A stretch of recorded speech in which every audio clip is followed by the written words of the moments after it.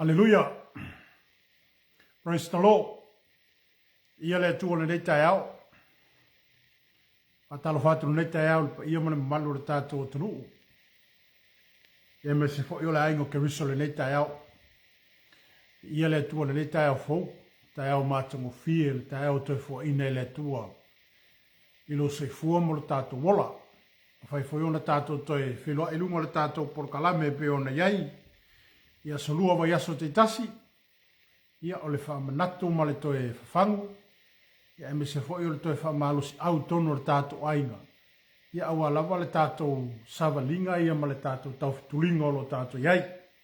Te ao le nei o leo tātou iai lungo le tātou por kalame pe on whaatulanga ina fo i nei fo i tai au. Ai, la fo i whaftai ma le whamaloi. Uso au ono e fo ina mua i malai le nei tai au a fo i le tātou por kalame. Ia e me se lava o le toe tala noa lea ma tātou toe whaasoa ea le lava i le leima le whaamaoni o le tua. A te au nei e whawhairo i atu, whaatalo whatu, i le sua whamanu malo le tātou li o Jesu Keriso. Ia o whai lava le atu nuu, ia o le lala whanga fo i ma se vaengo le ne fo i lalo langiolo e au mawai ma e o mai le tātou whaasalolongo le nei, po lunga fo le tātou por kalame le nei. Ia whaatalo whatu ia o le tai au le suafa manu malo Jesu Keriso. Suafa lava leo ma whai o le tātou whailoa. Suafa leo ma whai o le tātou whiofo tai. O le suafa fo i lea. Ia ma whai e fo i o le tātou toi mafuta mo tātou whiwa ia i lunga o le tātou wala leo nei. Ia po lunga fo le tātou wala ata kerisano le nei. E peona ia i le tai au. Ia o le nei tai au, ia malo a fua i lau o maua, malo fo lau, malo fato toa, ia malo fo i ngā ruenga e mese fo i tūte o tofi e tātou e le tua. Manato tai au le nei ia o le ala tātou woi le tua si tātou te talo. Ia o na fo i mai fo i le a matala tātou por kalame po le tātou mata upu. Ia o manato le a tātou tala noa i le tai au le nei.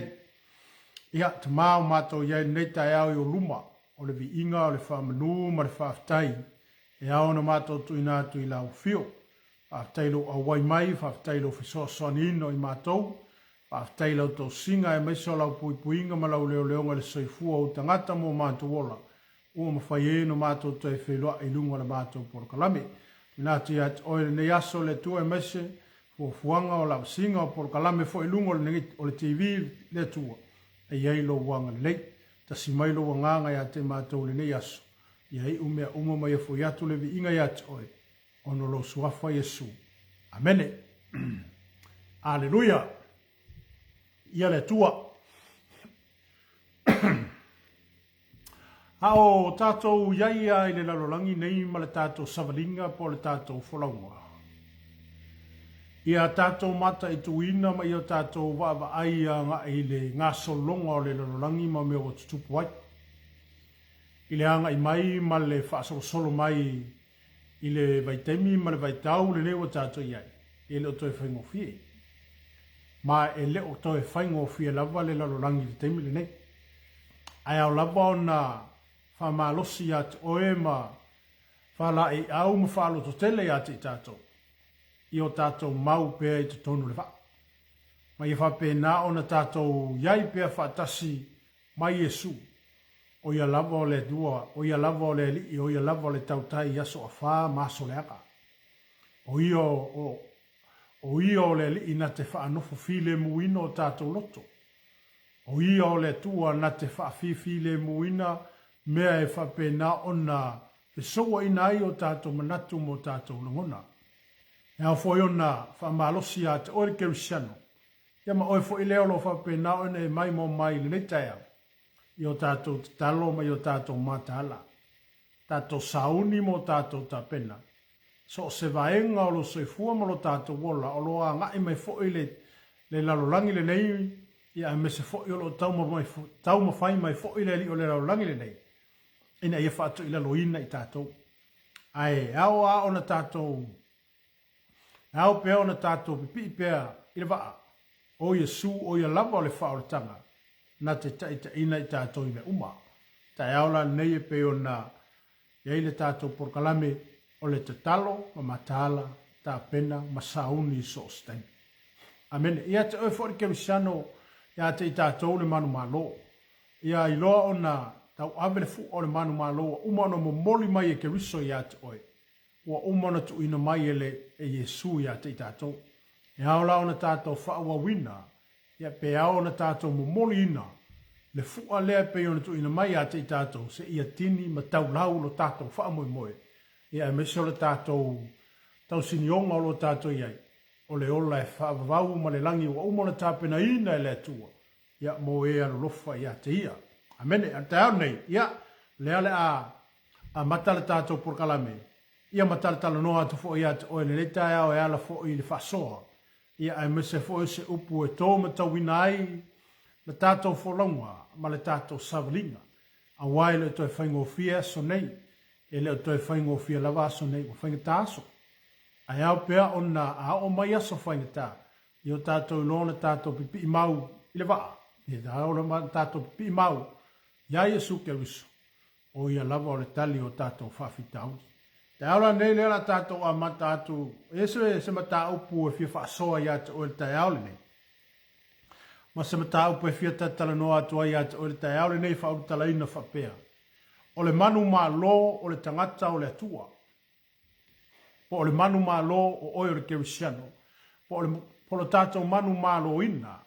Po le tātou manu ma lo. O tātou o tangata o le atua. O tātou o tangata o whaola ina. O tātou o tangata ua wawai se ina mai le lalulani. E awa o na tātou manu ma lo. Amene. Aleluia. O le ale winga o le. O le ale winga o le amtanga o le tātou mataupu te aole ni. O le manu ma lo o le tangata o le atua. Amene, o le ale mafuanga wa lai ona manu ma lo o le tangata o le atua. O le ale mafuanga wa lai ona manu ma lo o le kerisiano. O le ale mafuanga wa lai ona manu ma loa. Amene. Aleluia. A e sisila le Ioane Evangelia, Ioane lo mtau pe lusifu. Ale fai pe lusu martasi. O no fa pe mai ai le tala Yesuina. E fa pe on a wina mai o au le tama. E fa pe fo on o a winatu o tou. Aleluia. O le whaupunga lea po le talenga le Yesu na ia whaie. Na ia talaia i mta upule. Lo fa pe mai ai. E fa pe on a wina mai au le tama. O ia ngat upule o Yesu. O lai fe talai mai Yesu ma fa pe mai ia te tātou. Po le foi fe talai Yesu i so. E pe on a wina mai o ia e lona tama. E fa pe foi on a winatu tātou. Amene. Lewa umona a wina mai e le tua Yesu. Wa wina mai wa umona a wina mai e le tua lona tali. Ma ia whaia le ngā luenga la vea ima le ngā luenga whawhaola. Amene.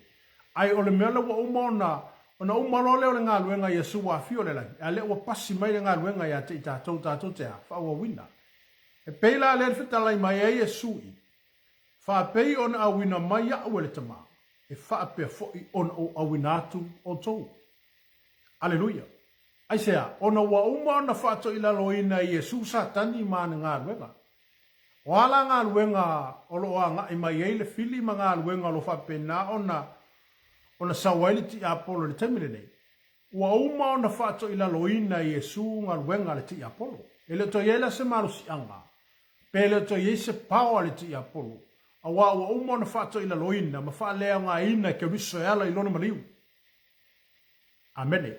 E pela ona iele tātou mata upu le tai aure nei. O lo wha upu ina i whapea. O le manu ma lo o le tangata o le tua. Ia i lona tātou manu ma lo ina mea o le laulangi le nei. Ia tātou i lona tātou manu ma lo ina mai wha o so songa. Amene. E aona tātou manu ma lo ina mai wha to sinanga. Ma mea lo saule ti Apollo e tau mawhai e wha to sinai oi. Ma wha to sinai tātou i le lasi ma le matango fio le laulangi le nei. Amen. Pela le fai mai ai Yesu i fai pule a Ioane lus fulu fai po lusu mrtas. Lo fa pe mai ai Yesu. Fa pe on a wina mai o a le tama. E fa pe foi on o a winato o to. Amen. Ale o a winato. A fa pe a winato Yesu o so o ina on po. O le foi o ta o mai le ngā luenga ia te tato. O le foi o au mai le ngā luenga ia te oema. Ina ia tato tala yatu. Amen. E pe ale upua ai saia le na faia mai oi e awinatu pa mai le wa unei awinatu oi e te tauna awina oi e te tauna awina amene talo fatu sunga i whawhengenga a Ferretti Gray af tai mafuta mai nei tai au vi ia le li tai foi whasoa tai foi le a soe lungo le tātou wala ata e mese foi lungo le whasoe lungo le porokalame ia vi ia ala vale atua whaaftai whamanuia le li ai peo le tātou te tātale noa i le mta upo e peo na whaasoe le tai au le nei o le manu maa lo le tangata o le atua e whaafeo na manu maa lo le tangata o le atua ona ua uma ona whaato i la loina e Yesu ngā luenga a Satani Aleluia e peila ona avatu aile Ioane Lus fulu fai polusu martas. O lo whapea mai a Yesu, whapea ona awina mai o au ele tama. O lo winga na awina mai Yesu ele ona tama. Ona wasila sila mai le atua. Wale ise se mawhai ona ia whaia se la via. Wale ise se mawhai ona ia whaia se wha saulo tonga. Po se awala e toi au mai ei le tangata ua angasala.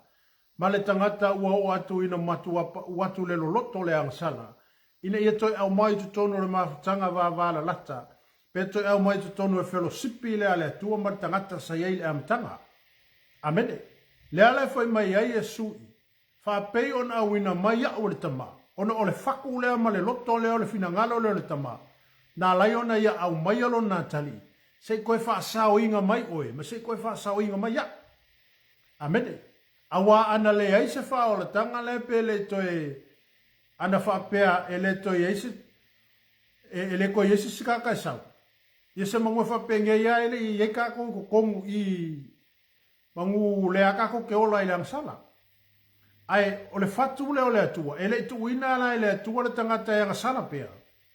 Pele i tuina ele atua le tangata ina ia anu pe whaile angasana. Ai sa ko ia le whaatou whala inga mamao le atua malana whaau tautanga poto, malana tō wha mamao. Ina ia toi whaise isi au wala se koe au mai e kako. Se ia, se toi so ole mafutanga lea. Ma se koe so ole kako relationship le ma le atua. Sa whaale kongu lea makanga o le narolangi. O le awala la lea po le pongai lea. Na lai au na ele le fina ngalo le atua. E toi au ina mai Yesu. Ina ia toi avatu tato. Le ale foi mai ei Yesu. E whapei ona au ina mai au ele tama. E whapea foi ona au ina atu o tu. A whapea o au mai ele akua Yesu. Ua au ina foi la tato e Yesu. E moli mawina lona suafa malona le lei le larangi.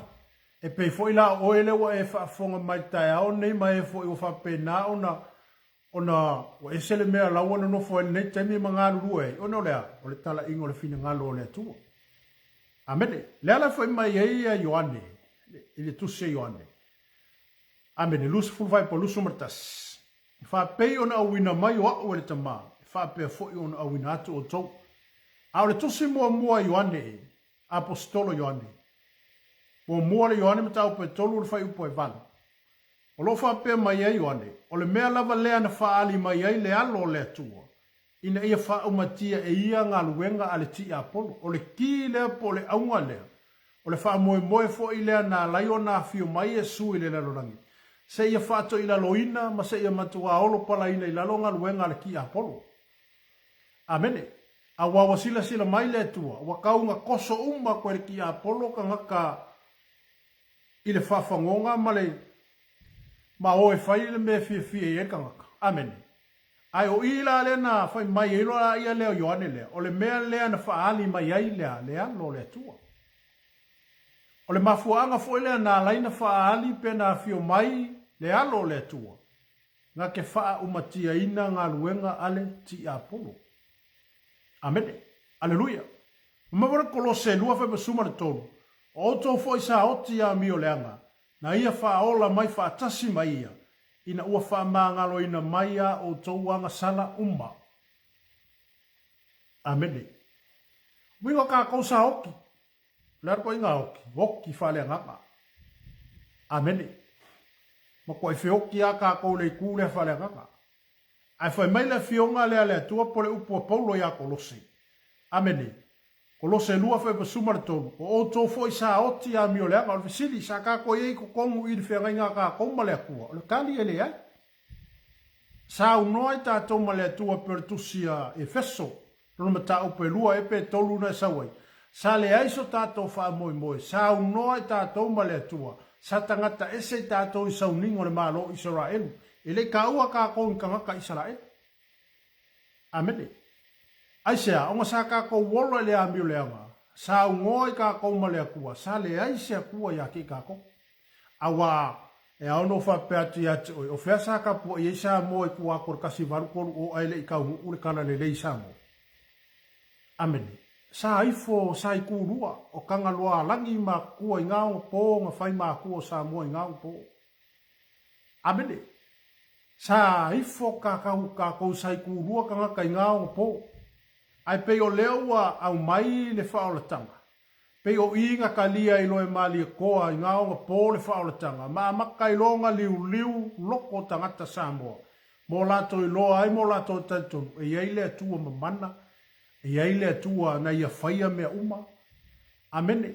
Ina wa tau nuu le tala le lei Samoa i sapali. Ya. Ta miu whea ngai mareata.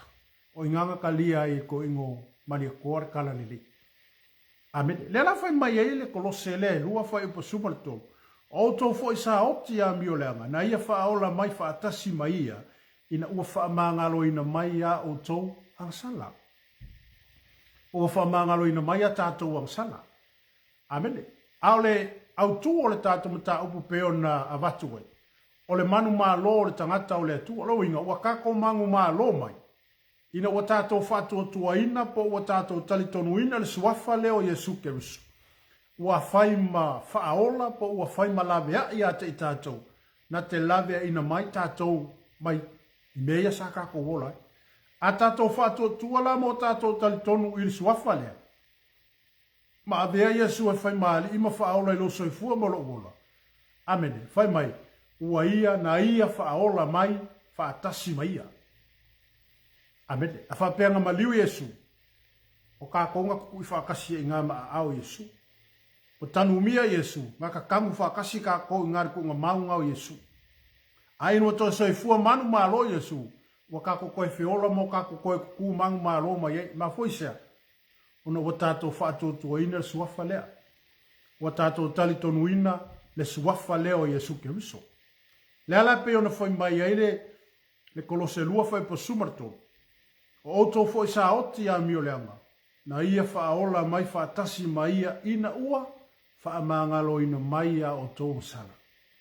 Aleluia. E wainare ke le ole alofa maleanga le leo le tue a ka kou kangakangu ese. Sa le aisa tātou whaamoe moe sa unoa tātou male tua. Amene. A ina ua a fio mai ke riso mai a whaia le laweai. Amen. Ile Ioane lo na tau mo mua. Al fa po suma le rua. O lo tala no ai Ioane fa pea. Au ilato umo e na talia o ia ma fa tu lo na suafa na watu ina manuia na ta ua ilato wa fa na wale tua. Lo winga e au la na tatou malama lama. O le lalo langi ngei. Ele o fanga uma le akua le lalo langi ngei. Amene. Aisea. O na a peisi lo vai tau lunga le fai upu lea. O e na talia ma fa tua lo na suafa. Amene. Vamai na ia watu ai le manuia ina ia ta ua ila toa. O whanaua le atua. E alofa le atua i le lalorangi.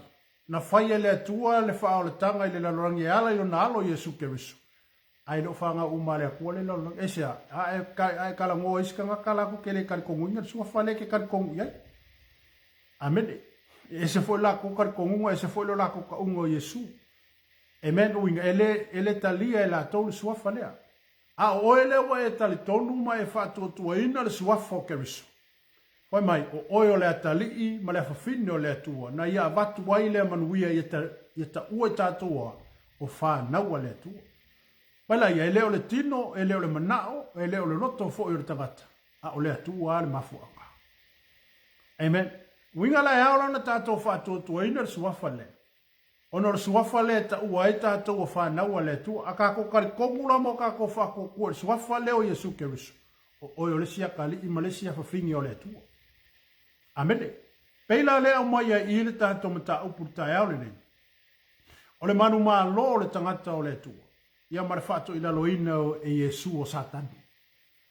Amen. Aleluia.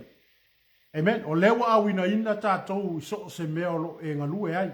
Ia ma so se whewhore tu inga lorangi o tofi ai. O e le atua e tā la iai ma e moni mawina ai le lei mare wha maoni o le atua ia te oi. Amen. O le mafu anga fo ila leo le misiona Yesu na sawai naunapo. Na ia mafuta i ono so. Amen. Ina ia wha penga ina i lato. Ma wha aloto tele ina i lato. Ma ia lato manu malo ma iai i wha oso songa ma meolo whape o le awhawhisa ngai ma lato. I le taimi o le ngā ruenga ma le taimi o le ato e fo iai Yesu i le lato. Ai tu le ngā ruenga lato te wha awa wina. Peila le whai mai ai i. Amen. O to fo i sa hoti a mi o le anga. Na ia wha ola mai wha atasi mai ia. Ina ua wha mangalo ina mai ia o tau ang sala umma. E le kasi siang sala. O anga sala umma. O le ako i ngā anga sala. Ua wha mangalo ina umma Yesu. Amen. Tau le le si mele whai mai. E lima a wala na wha leo ngā ina i Yesu ngā ruenga satan. Aleluia. Tala tala no atu lai atu o le tai au le nei. A wala i e lima na wha atu ila lo ina i Yesu ngā ruenga satan. Lu a mua mua. Suia le tangata fau. Amen. O tātou o tangata tuai o suia le tangata fau. Le tangata tuai o whaafawina. Amen. Matauliana ina o paulero o tangata mawhaleo ngā ina. Ina uanga sala matule sea. Amen. Ilo tātou tangata tuai le nasa iai o whaafawina. Amen. Kolose tolu whai upo se fu. O lo whapea mai ai le tusia kolose. Awa ofu o tau le tangata fau. O leo whaafawina i le iloa po o le poto. E whaata tau i fōlinga i le na whai o ia. Amen. Aleluia. Toi whaafonga kolose tolu whai po se fulu. Awa tau o ofu le tangata fau. O leo whaafawina i le iloa. Amen. Tala whatau lau sunga le CEO. Lau sunga le. Whawhengainga Mike.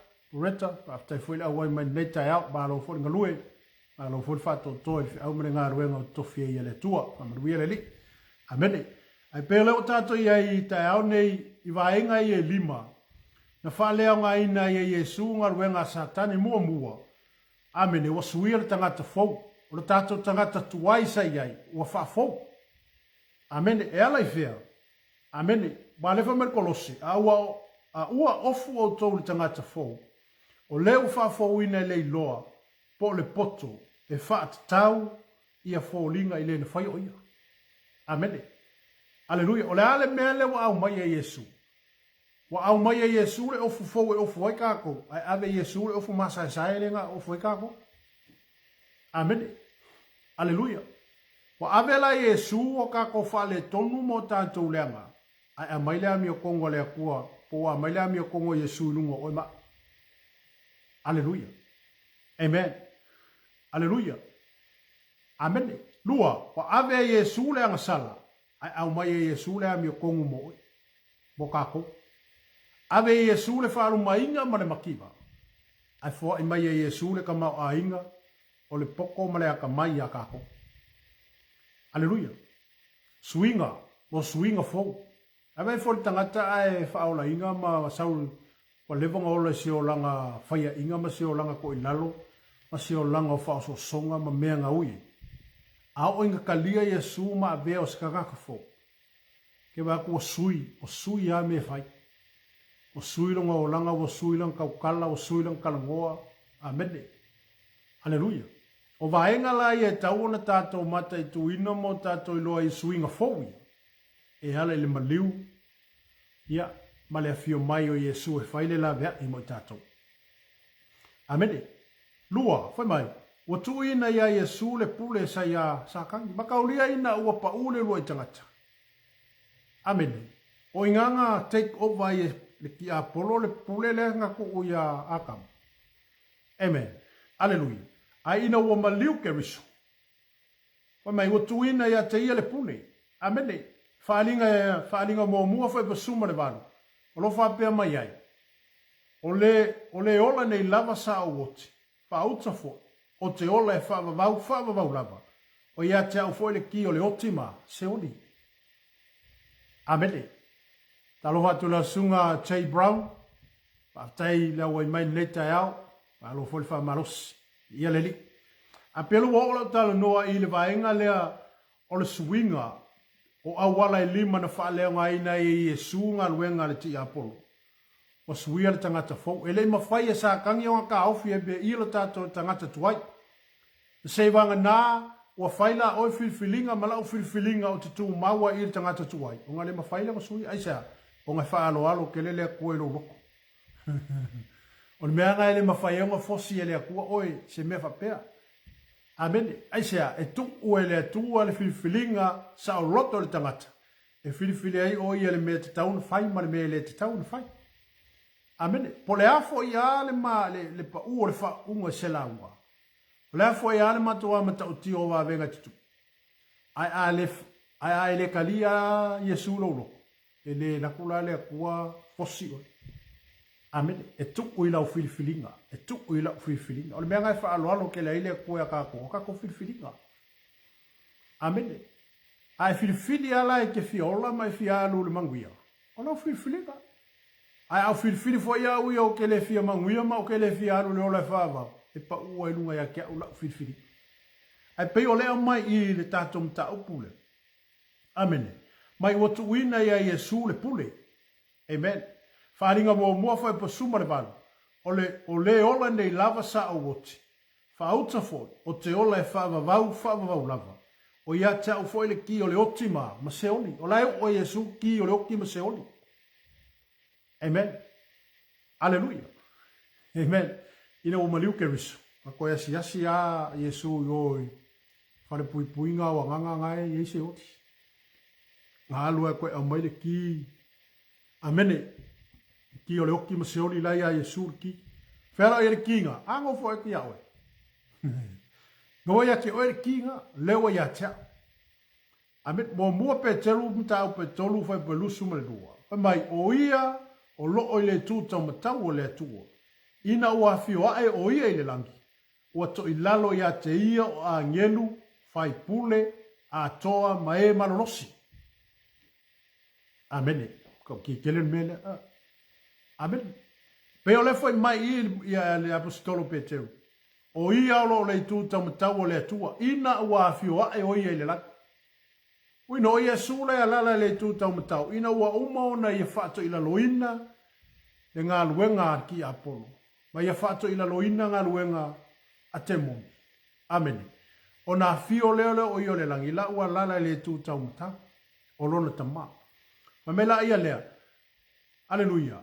Ua to i lalo ia te ia. O inga. Ua whaako i lalo inga i Yesu. O lalo umarpule anga i Yesu. O lo iei me ia. O soli vai o Yesu me ia. Amen. Wai lalo le pule anga Yesu o a ngelu, o fai pule, a koa mai man rosi. Amen. Aleluia. Amen. Ama pela watu ina e wa ya Yesu le ki, o le ki o le oti ma se oi.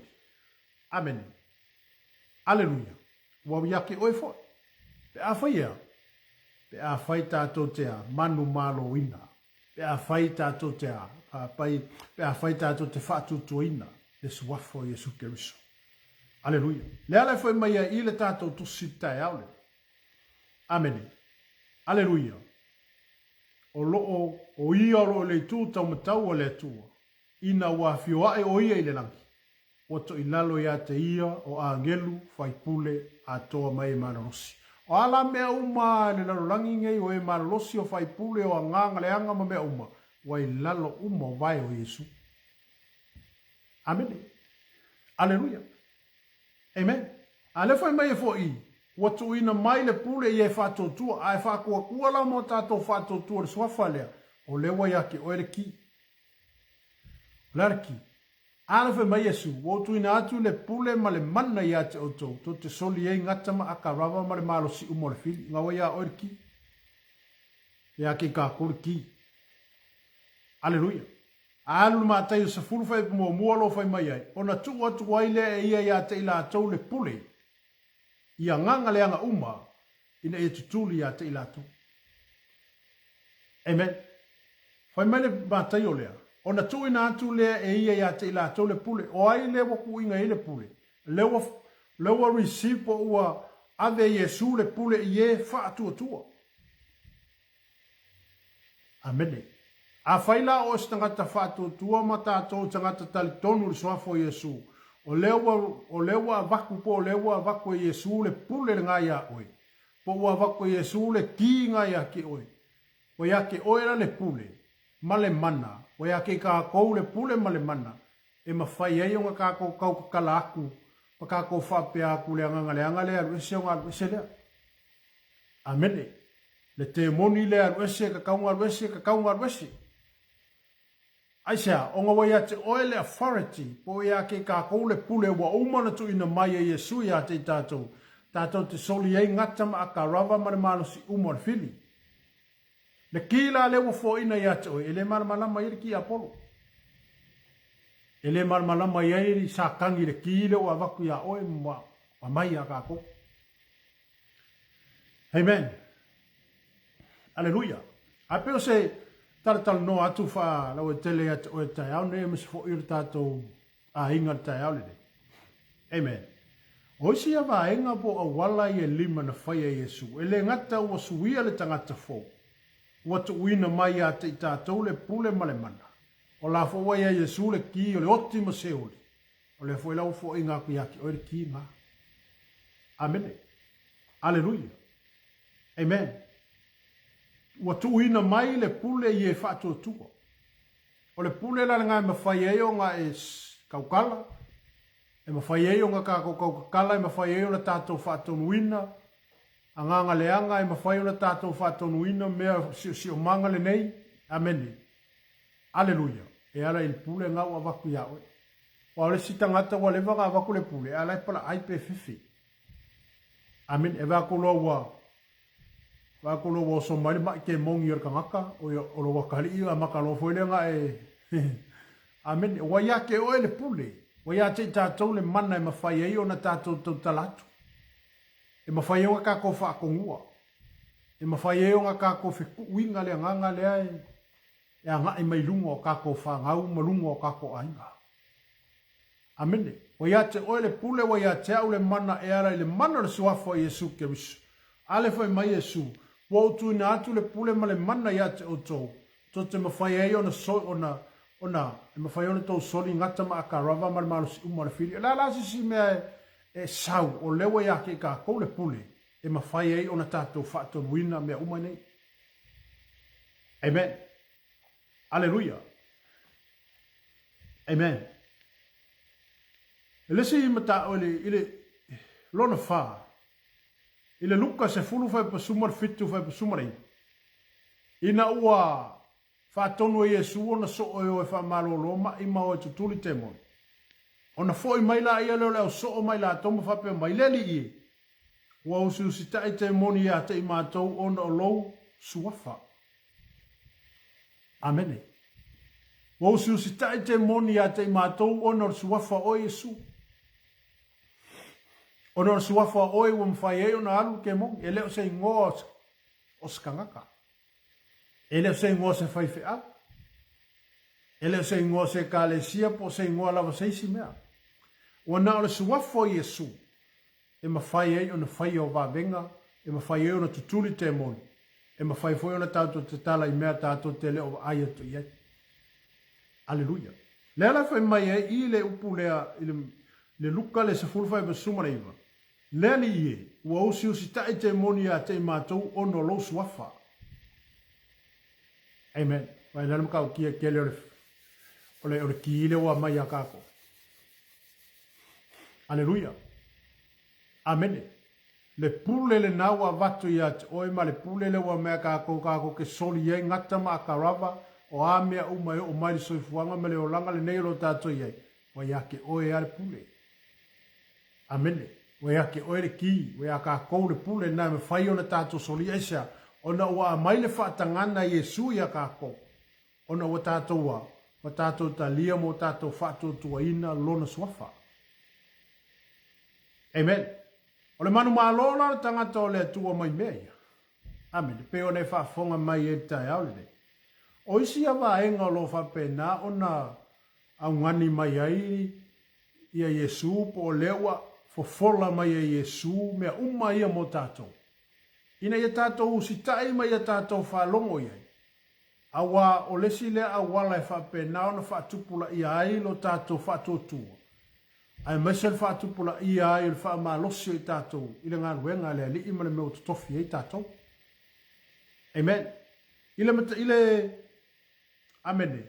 Pamela le manatu lo na wha. Le tongi ola ma le taunu unga o le tari tonua. Po le tari tonu. Amene. Kolose tolu whai upo e wha. Lo wha pe mai e. Pe a wha ani mai ke risolo tātou wola. O na iloa leo o tau whaatasi mai ia ilea. Ile manuia. Amene. Talo whatu lo sunga whai ao ma lau sunga ulale. Ma fu i tō ulale. Whaatai. Ia le li. Tai fu ni mawhita mai. Le tai au. Ai pelo wola tala noa i vaingalo na whao le tātou mtau. Vai mere kolose tolu vai upo e wha. Pe a wha ni mai ke risolo tātou wola. O na i loa ai leo o tau whaatasi mai e ilea. Ile manuia. Amene. Pe a wha ni mai ke risolo lo tātou wola. Pe a wha ni mai ke risolo lo wola. Pe a wha ni mai ke risolo tātou wola. O na i loa ai leo o tau. O nga i loa ai leo o kākou. Whaatasi mai ai lea i le manuia. Amen. A o whaani mai e su lea kako ke whakalingai. A whio mai e su o le atu mau tātou tonu ma whapenao na tātou mawina pēr le mau lea. Ma tātou whātua tuaina le suafa lea. Ma mela ia lea. Amene. Aleluia. Pe a whaani mai ke risolo tātou wola. O na i loa ai leo o tau pe i loa ai leo tātou whaatasi mai ia. I le manuia. Tātou te i whaatasi i nā i le manuia o keriso. Tātou te i whaatasi i nā mai ia. Amene. Aleluia. Tātou te i whaatasi mai ia i nā le manuia o le ale manuia. Whaalinga lusu maratasi whai mua mua e ngata le lima whai mai. O le langi fau ma le lalo langi fau. Amen. O vaenga i o wa umona tāpena ina e le atua mo i tātou. Lo. Aleluia. Lo whapea mai ai. I le whaalinga lo matapu e lusu martas. Le su e lau tosi. Au i sao kosi ia su e angi wha mole mole. Amen. Lusu martas. Alo na whai upula mo mo e wha ngata le lima whai mai. Nā ui loa leo le langi fau ma le lalo langi fau. A wā uma vai atu le lua i langi ma le lua i lalo langi. Wa le ai fo i se toi sami. Wā fo i Ioane na o iloa le ai pa ia. O Jerusalem fo ua ruifo mai le atua i le langi. Ua saunia e pei o se whaato ano fo tane. Ua teu te wina mō lana tane. Na o whalongo fo i le leo tele mai le langi ua whape mai whauta. Ua whaatasi matangata le whale whai o le atua. E mau fo i o ia mai la tau. E whai fo i la tau mona nuu. E ia te i la tau le atua lava. O lo la tau atua ia. E so loi e se fo i e le atua loi mata umo i o la tau mata. E le ai fo i se toi oti. Po o se whanoa noa. Po o se awe. E le ai fo i se toi popua ngā. A wā ua mawai atu mea mua mua. Ua whetalai mai fo i le ti ele no fuale i whauta. O te whaia ia fau mea umalava. Ua whetalai mai fo i oia ia te au. Ia e tusi. A wā upu nei e moni ma le wha maoni. Ua whetalai mai fo i oia ia te au. Ua uma o na whai. O a ule a lefa ma le o meka. O le a matanga ma le ngā te anga. O le ua fia inu o te fo ai fo i nātu ia te ia le puno o vaiola. O le manu malo e maua ia mea uma. E whai fo ia umo nā atua. Whai fo i oia ma uatali. A wā a o e loto vai vai. Ma e le whaalongo ma e le ma e whai mea inosia. Ma e whasio tangata. Ma e whai ta anga. Ma e whaatauna aitu ma e ifo i tupua. A toa ma e tala pepelo uma. E whai o la tau tofi le lepa e mui le afi. Pale te io o le oti whaarua lea. Mai whaafonga maila e le upua letu. Amen. Au le vaenga le pe o le nau nau mai ai ia Yesu ia te tato. O le si le vaenga lo whapena o nau ngani mai ai le tato mta upu tai au le. Amen. Le tongi ola ma le taunu unga o le talitonu. Amen. O le whasaoina ma le iu vale. Amen. Pe awha ni mai ke riso. Ko lose tolu whai upe wha. Pe awha ni mai ke riso lo tātou ola. Ona i loa i leo o tau whaatasi maia i le manuia. Ina wa tātou manu malo o ina mea nei. Ina wa tātou so sola ese mai tu ina naunga o le lalorangi. Ina wa tātou o ese mai i le whaafanonga o le anga sala ma mea whapena o na tātou le sauwhanga i le manuia lea be ono whaitau atu i atu o le tai ane. Amen. Le ai pa ia ma le Yerusalema fou o le whatoa anu fotane ma lana tane. Solo ia e le atua lo i mate o tātou mata e le to i eise oti po se popua ngā po se whaano noa. Aisea, ona ua uma o le tāpena ina e le atua mea uma ia mo e alo lofa ia te ia. Aleluia. Amen. Aleluia. Pamela fuma le panatu le lona lima. Ua taua mi o tolu ina i tātou ona o keriso. O le sila le vaenga e se le tāua ma le matau tia o le mele. O le tongi ola. Amen. Mai ua taua mi o tolu ina, po ua taua mi o tolu ina i tātou. E le isa kaka ua mi o kou. E le aia ma sesi o tātou e ami o tolu. Ai ua taua mi o tolu ina i tātou. Ona o keriso. I le romaro na matau pe lima. Ai fai upu mua lo fa pe mai ai al apostolo Paulo i Roma. Amen. O le nei, wa tawa o tonu ina i tātou i le whātua tua. O leo o tātou le lei ai ma le tua. Ona o lo tātou ali o Yesu Keriso. O ia foi wa tātou maua mai ai le taita inga i le nei alofa tu noa. Tātou te ai le whātua tua. O lo mita foi i tātou ma le wha moi i le manuia mai le tua. E le ngata foi lea. A wa tātou mita foi i puapua ngā. Ina wa tātou i loa le puapua ngā e tupu ai le ono sai. O le ono sai e tupu ai le mauti noa. O le mauti noa e tupu ai le wha moi. O le wha moi foi e le maa ai. A wā u wha malingi mai le alofa o le atua i o tātou loto. E le anganga pa ia. Wa fo ina mai a te i tātou. Aleluia. Amen. O tawami o tonu ina ina tātou ono lea. Ono o keriso. O lea mi o tonu o keriso. Amen. O lea o tawami o tonu ina i tātou wala e ala i lo tātou whātua tua ina. O le suafa o Yesu. Amen. I le Roma e valu. Roma e valu na e whai upo e. O me valu whai upo e tō sumare tolu.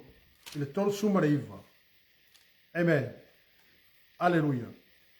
Lo tala noa ia le apostolo Paulo i le mata aupuna le Roma e valu fai upo e tō sumare tolu. Mai, o aise na te mōlia le au filifilia le atua. O le atua o le ta uami o tono ina mai. Wai ese na te whaasala ina mai. O ke riso o ia na maliu. A uata e tū mai lava o ia. O loo i le tū taumatau fo'i o le atua. O loo whautua fo'i o ia mo i tātou. O aise na te whaate ese ina mai tātou i le lofo ke riso. O le popua ngā ea po o le atua tuwale. Po o le sawa po o le onge. Po o le lavalava, po o le pangatia, po o le peru. Whapei o le tūsia. Ona o oe ua whasi o tia ai mātou yasa uma. Ua whaate tauina i mātou e pei o mā moe a whasia. A ua tātou maru mālo a ia i nei mea umalava. Ona o ia ua alofa mai a te i tātou. A wā ua au mauti noa e le mawhaia e le oti, po o le ola, po o angelu, po o alii, po o e malolosi, po o mea i nei ona po o mea tali, po o le mawalunga, po o le loloto, po o se tasi mea na whaia, e le mawhaia e ia mea, o na whate e se ina mai tātou i le lofo le atua, o loo ia ke riso lo tātou li. Lo tātou li. Amen. Te waile e le mawalunga kele o le lofo le atua ia te tātou. Amen. Waile e le mawalunga tele o le lofo o le atua ia te tātou o mafuai on awina mailo na alo Yesu Keriso.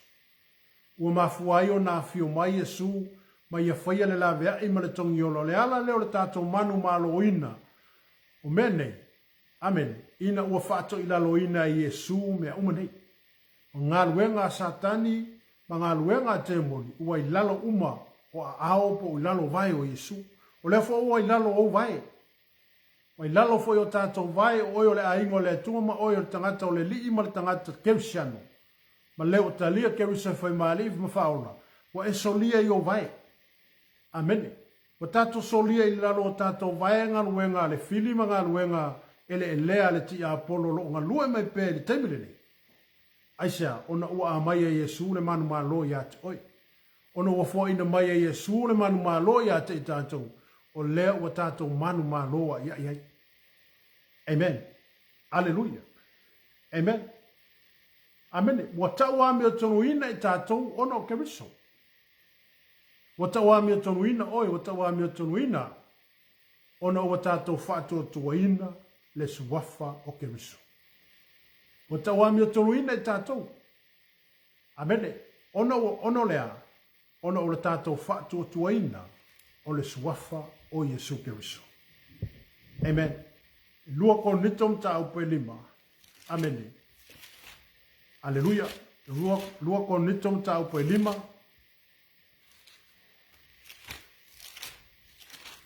Amen. Lua ko nitom ta upe lima e tisir fai pe lusu mertas. Alleluia. Lo fa pe mai ai. Awa o ia na le iloa le angasanga. Na whaia le e ia māngasana, o le suyo i tātou, ina ia vei tātou māmi o tonua le atua i ate ia. Amen. Oka se alofa i ngā maua. Oe ka kaunga oki. Oe te taunu whaasātau.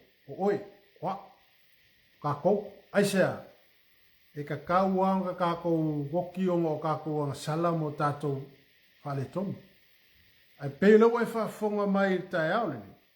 O le whaapea mai le apostolo Paulo i a Korinto. Ma o le foi ua whaapea mai le apostolo i a ingo le atua le tai aoleni. A wā o ia na le ilo le angsala. E le ilo i a Yesu se angsala. Ma e le angsala lava le alo le atua. Amene. A wā o ia na le ilo le angsala. E whamela ia lea. Na whaia lea o ia ma angsala. Ua whaanga sala ina Yesu. O Yesu e lei se angsana. A ua whaanga salaina o ia. O le sui o i tātou. Ua whaanga salaina la Yesu. Po ua kuu mai ei anga sala kako. E whai ma sui o kako. Ua sui e Yesu oi. Ua alu Yesu e kau ave lou leanga. Ua sau Yesu e kau ave u whaale kongu mo u vai vainga. Wasui mo moe. Wasui e Yesu o kako kangaka. Wasui kulanga Yesu ya ki oe. Amene. Mo ore kai me kaunga o ki e o wasau Yesu ave esea ai kua Yesu kulanga le kua ya. Lenga kua ya. Amene. Lele whapea mai ei le upu li tai aone le fionga le tu. A wā o ia na le iloa le angasala. Na whaia le e ia ma angasala. O le suyo i tātou, ina ia vea i tātou ma amiotonu. Amene. Aleluia. Ua whaanga salaina Yesu. Amene. Ina ia whai o ia ma suyo i tātou. Ina ia vea i tātou ma amiotonu a le atua i ate. Asi sila maila le akua i lau angasala. Wale sila maila i ake oi. Awa sila i lungo longalo. Amene. A ua kava po ua sausawinga i kako. Ua o le amio kongula i Yesu. O lewa i lunga i a kako. Ar kako wanga sala. Lawa i lunga o Yesu. Whae e umala nga sala kako i lunga o Yesu. Ai aluma Yesu i lunga sa tauno. Ngā kuku i lunga i ngā sa kaulolo kako leanga. Ngā kuku i ngā sa kaulolo kako maka ngā. Amene. A le pe ona tala no mai tu sita e au nei mai e whape mai le apostol. Amene. A wā o ia na le iloa le angasala. Na whai lea e ia ma angasala. O le sui o i tātou. Ina ia vea i tātou maami o tonu a le tua ia teia. Ia vea kako maami o kongo le akua. Ma fua mai fea. Ua wha angasala ina Yesu. inga ka ua kako mami o kongu ile ku. Ole ami o tonu la Yesu wai lungo kako. Ala kako anga salala wai lungo Yesu. A sila mai la lea kua ila wanga sala. Ua le sila mai lea kua ila wanga sala. Awa sila mai lea kua ila ami o kongu Yesu la wai lunga yaki oi. Alo kako wanga sala. La ua fae e umalunga le ao Yesu. Ai aluma Yesu lunga satau. Amen. Alleluia. Amen. Waka wami o tonu ina la i tātou. Ono ke wiso. Manu malo ya ngelu nganga le anga uma. Le ngā ruenga le na whaia Yesu o le ngā ruenga na ia whio mai ai. Ina ia manu malo ina le tangata o le tu. Ina ia abe se ina mai tātou, mawhasalo to ina mai tātou. Mai ngā ruenga le ti Apollo, ma ngā ruenga te moni, ma le lalo langi le ngei kā koke iai. Wa whaato i lalo uma Yesu mena. A toa ai wa ia te ia le ki o le oti mo se oli, le ua waku ia oe. Lewa mai a ke ka kore ki, a sionga lave le whaare lave le kupu. Nga mai le ki ka ko kaofia, a waka kore ka ngufe whao ngarki. Amene. O nawa ia te oe le whaunga le tua, lewa ia te i tātou, o le pule ma le mana wa fo ina mai e le tua ia kako. E ma whai ei o na tātou tau te tala i mea roa ngai mai. Amen. Ai vai atu se whaare lave pole ase me wa ngai mai tonu le loa ai, nga whakongu. O rea ke oe le pule ma le mana ma whaina whai atu le suafo Yesu ka aufid me lea. Suafo Yesu awange yo o mai lungo o whangau. Suafo Yesu awange yo o mai lungo o ai nga mara ko lua. Suafo Yesu ka aufi awange ia whainga o ai nga me lea. Ona wa ia te oe le pule ma le mana. Au le si foi mea le kako fefe e kau e si foi mea e mafua iunga le apalai ni mele. O te sau foi ki Apollo e whakanga le mafau whake mungi e sau e. Ki Apollo le makua whai au wala. Ki kau kala koe whapea maile ngangar ki Apollo e le kupu. Whakongu sua fo Yesu. Amene. Olo ia te i tātou le pule ma le mana e ma whai o na tātou tala noa iai ma te whai o na tātou tau te tala iai. E pei o le upule e sau ai. Amen.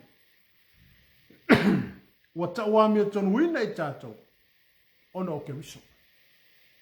Yala. Ana le iai la le whaalatanga ma le mga kua lofo le kua ia oi ma uma le laulangi ni. Whapenge iai le i maliu ke wiso le i o mai ase whaalakanga i laulaki. Aleluia. Aar sau for whaalatanga e le whaatali le atua se i ami o tonu uma laulangi. Amen.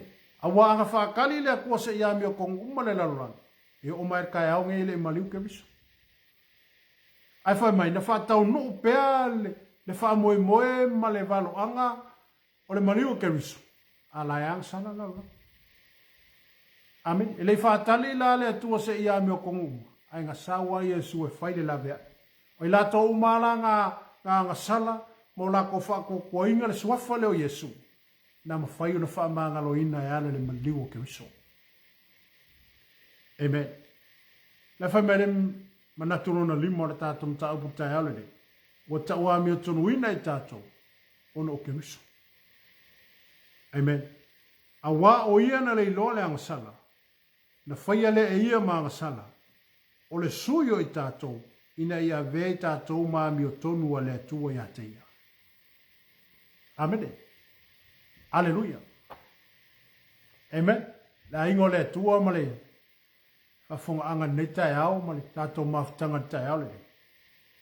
O le manu mā lona o le tangata o le tua. Ina ua fio mai Yesu mai e whatu ila loina ngā luenga e le lea le ti Apollo ma ngā luenga Satan. O lo ta whilisau noa i le tele o nganga o tangata.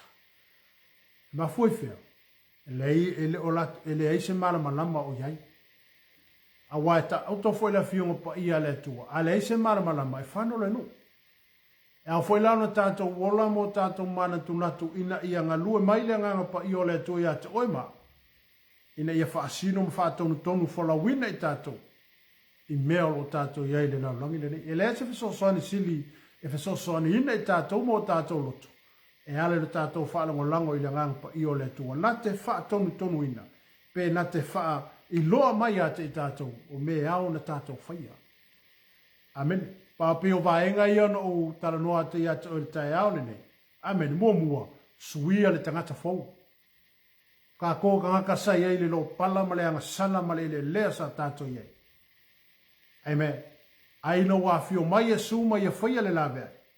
Wa vea i tātou o tangata fau. Pe ona, whai mai le tusi a kolosem tāpus funu vilana o whaita watua. A wa ofu i le tangata fau. O leo whafo ine le loa po le poto. E whaata tau i fōlinga i le na whaia o ia. Amen. Aleluia. Na tulona lua whai mai. Watu uina ia Yesu le pule. Amen.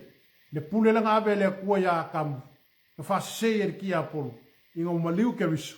Na koe alu a Yesu o le. Le ayo nganga ia mkoe mai ele ki. Le pule lewa ia Yesu. Leo tu ina atu ia te oe tu ina mai ate i tātou. E mawhai o na tātou whātou ila loina. Hafita auli ma nganga le anga o le laulangi nei. Wa Yesu o tu ina atu le pule ia te o tou. O whai ento soli ngata ma karava ma le malo si umarfili. Lewa ia te i tātou le pule. Whao ngā le pule. Amene. E le whapio se pule ke pule pasau ngoa i loa inga manei. O le pule te whaatonu ina ai a nganga i e a ngai mai kokongo loa inga ma kokongo ka kongu. Amene. O ai e a nganga ngai ngā lulu e mai kua o meanga. O nganga la ngai a palai a ngai e le pule leo tu ina mai e Yesu ia ke kako. E whaatonu wa ila meni. Amen. Alleluia. Whamelo Peteru. O ia olo le tu tau o le tua. Ina o fio ae o ia i le langi. Wato i lalo ia te io a ngelu whaipule a toa ma e manurosi. Amen. O Yesu la wale ku kau kau. O le aranga luenga Yesu le whai. A lai ngofo Yesu e whau kua mo oe. O le ngā luenga wharo ia le ufai e Yesu. Amen. O le ngā luenga whau tua e loni tama.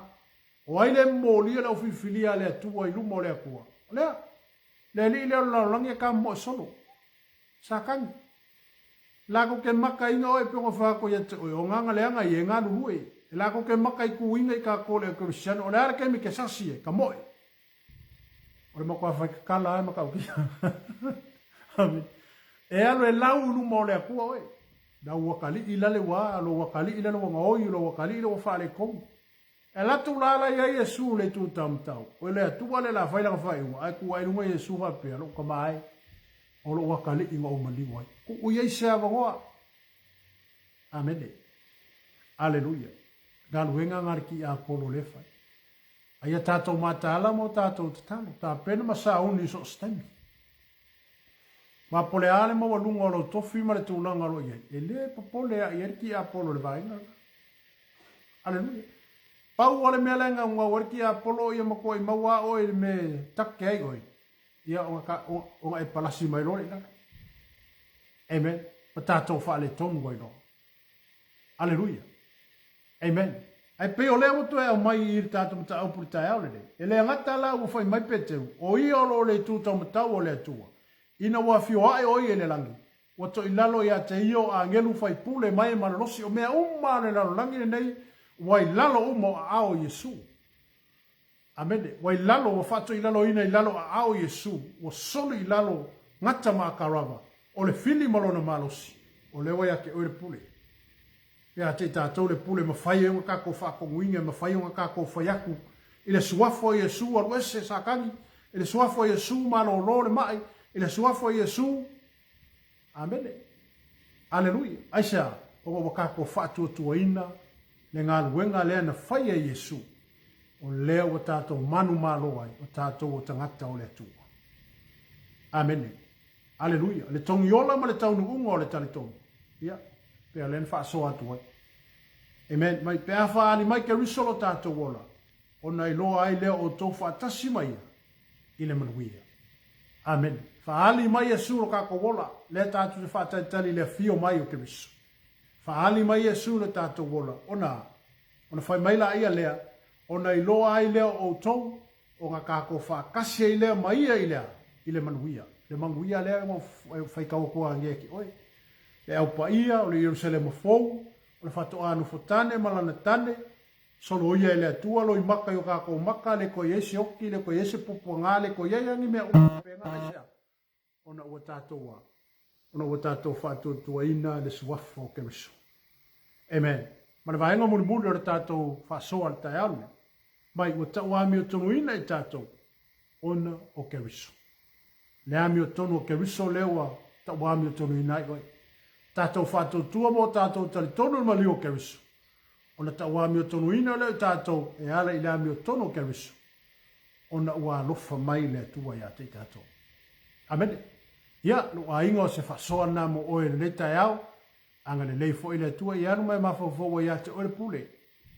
O ia te oe le ki le nā te soli e ngata maka o ame a whainga kāma me o mai. O ia ki oe le pule ma whai eunga e kau kalaku ma e saungua, ma whai fo eunga e whakongua, ma whai fo eunga e kau e whaunga le pule nāwa au mai e le atua ia te tātou. Le pule ma le mana te whaatonu wai anga le anga ma mea uma. O ame ke wakuro o ainga whaare kongu suafa le whaakongu wai. Amene. Aleluia. Ai oke wakuro o le anga me kongolo ainga ia. Ai whakanga fweleo ki a polo e sawe. Aleluia. E leo na waenga lina. Amene. Aleluia. A iai ni mea te tupu le soefuanga ma le tātou savalinga. Wa iai le ki a te oe ma le pule watu ina mai a te tātou. E mawhai e ona tātou whaato ila loina. E ale le manu māloa au mai e ke wiso ia te tātou. Amene. Aleluia. Amene. Wata wa me tau ina e tātou. Ona o ke wiso. O mena whai porusu maritasi le luoko nitom ta upu e 5. Amene. Aleluia. Whai porusu maritasi. Lofa pia mai. Amen. A wā o ia na leilo le angasala. Na whaia lea e ia ma angasala. O le sui o i tātou. Ina ia vei tātou maa mi o tonua le atua i ate ia. O oio le ami o kongo le akua. Pe a whai tātou te whaatua tuaina le suafo Yesu. O oio le ami o tonu. Amene. Kau ngai whai sauko ki ngonga whapea o hao le ami o tonua le atua. Amene. Aleluia. Esa, le whaalongo iriki apolo. Amen. Le whaalongo miriki apolo o oio le ami o kongo le akua. Ka kou le ami o tonua le atua. Amene. Mafoi whea. Ona o maliu Keriso. O le sui mo i tātou, a tātou wanga salapea. Amen. E ngā luenga whita, ma ngā luenga whaingatana Yesu na tau avi. Na ia sauai ina ia sairi lo manu mano. Ma sairi lo tau le leia. Ma ia sairi tātou, ina ia tātou manu mano ina. Meo le lalulangi le nei. Ina ia tātou sauwhangai le ola mana munuia wa umo na tāpena ina Yesu mo i tātou o e whātua tua i atei. Amen. Ia o se whaasoa nā mo le tātou ainga tai au le nei. Tau ina i manu tale ina le nei aso. Amen. Talo te foi le tua fine yanga le lei anga alofa. Taini maa futa mai le nei tai au vi ia le lei. Mana tu foi ne vai aso se vai aso taua mo le sauni atu e foi mo le aso safa ilunga ina po le safa abtoa mo tina. Ia po le tina foi o whanau. Aleluia. Faisau mea alofa le lei. Mai ia faisa kuka manongi mo le tina o le ainga. Ia whapena foi le whamnuia le tua i le aso sao tina. Ang le leile atua, whaafitai foi mo o tōu mātou tina, ia mo mātou teito lua, ia me se foi, ia o mea uma, whaafitai foi le whautua i tono ainga, tono e ka le sia mga ruenga lo ngalulu e, o le mātou te tano, ia nga le leile atua. So soani foi le atua, watu whautua le lei, whautua i naita mā, ia wā foi le anga i lumar ngā ruenga lo tutofi e, ia mati ute o whape nauna whamrui ai le tua. Nei tai au manu te leina o le tātou vai asol nei anga le leile atua, tai fo le sunga si o le tātou porkalame, mesa le tātou TV, o wō mai ma sani lunga le tātou porkalame, whamanu ia tele le atua, tātou toi whenua ina vai asol anga fo nei, i suafo Yesu. Amen. To God be the glory, forever and ever. Amen.